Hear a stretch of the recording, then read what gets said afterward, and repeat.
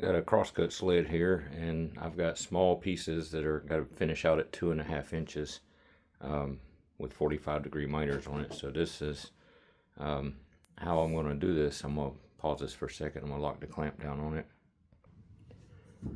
So I line this piece up right here with the edge of the blade and lock this thing down. And using this crosscut sled, I'll go ahead and take this corner off.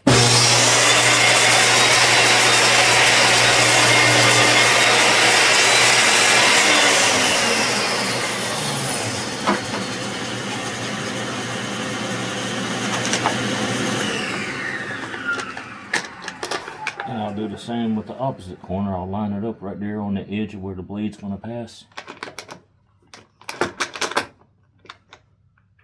Lock the clamp down on it.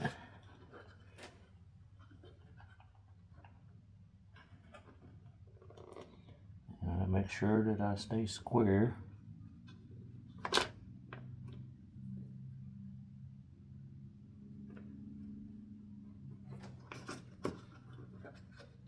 Once that's locked down, I'll cut this one.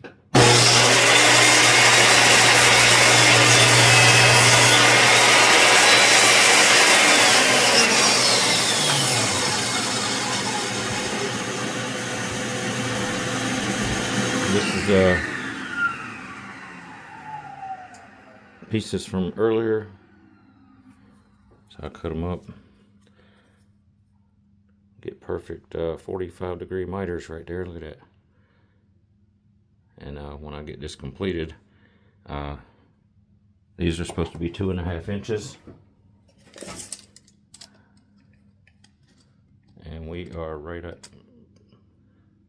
about as close as we can get. Maybe a 32nd or a 64th off, but that's good enough.